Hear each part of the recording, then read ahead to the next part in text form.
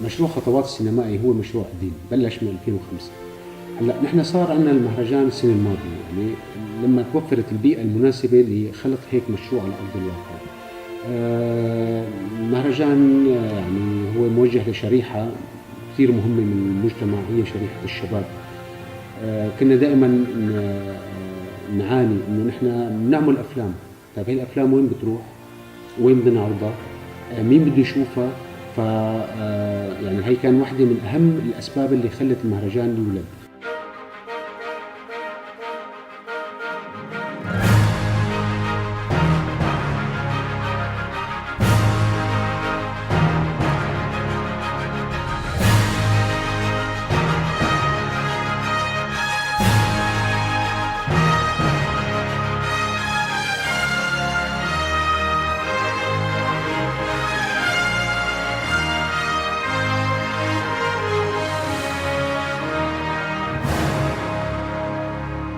خطوات بالنسبة لنا حلم عم يتحقق شوي شوي، خطوة خطوة.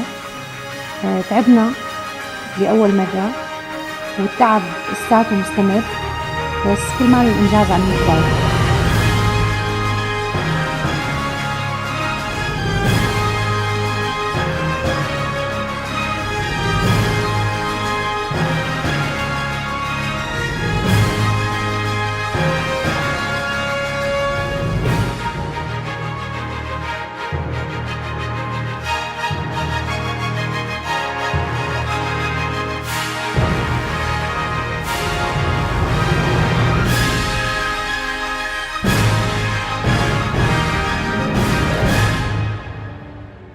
ورجعنا من بعد سنة.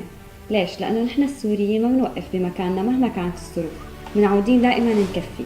خطوات واحد كان حلم، بس هالحلم مو بس للمشتركين، هالحلم كان للمنظمين والمخرجين والفنانين يلي حطوا ايدهم بايدنا وآمنوا بفكرتنا. كوادر المهرجان عم تتدرب يوم عن يوم ومبادرة عن مبادرة لتكون أخبر في بتنظيم هيك فعاليات وهيك مهرجانات وهيك ملتقيات إلى علاقة بقضايا الشباب. فالاختلاف بالدرجة الأولى الاقتراب للاحترافية بالتنظيم، بناء شبكة علاقات عامة مهمة جدا مكنت للإيصال لشبكة الشراكات بين الوزارة، المؤسسة العامة للسينما، MTN، رعاة المهرجان إلى آخره. وأيضا استقطاب الجماهير اللي هو بالأخير هدف كتير مهم، إنك أنت يعني ما بس تنتج هيدا المنتج وتعرف تسوقه. فهيدا الاختلاف اللي عم حسه هيدي السنة. بعد نجاح خطوات بدورته الأولى وبعد المشاركات الدولية اللي إجتنا، رح نضل عم ندعم خطوات 2 خطوة بخطوة، لأنه إيماننا بالمشروع متكامل ولأنه هو غيراني. نحن اليوم بالذات عم نشتغل بالتحضير للحدث اللي بده يصير. انتوا لو قادرين تشوفوا معنا أو شوفوا بعيوننا قديش الشباب مندفع وقديش ملتزم وقديش عماله يشتغل بصورة صح، بتحسوا إنه فعلا خطوات عم يقدم شيء للشباب اللي موجود. هو صرخة بدها توصل للعالم. حاليا خطوات 2 هو مهرجان دولي، في مشاركات دولية وفي تخطيط لما بعد، يعني عندنا خدمة ما بعد البيع. صار في معرض للكتاب، معناها نحن عمالنا نحط خطوات سليمة. صار في ندوة، صار في ورشة عمل، معناها في شيء جديد. وإن شاء الله خطوات 3 و4 و5 حيكون أفضل.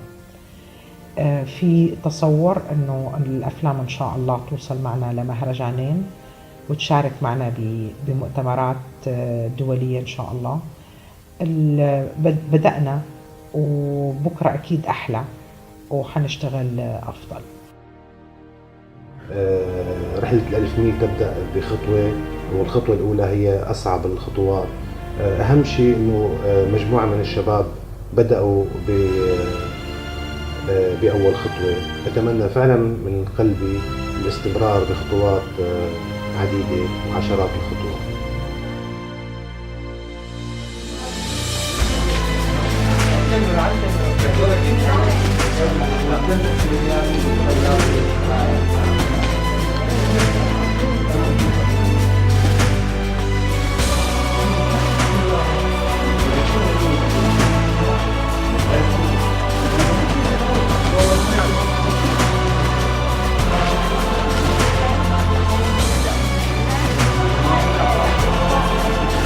تمام بدك تسجل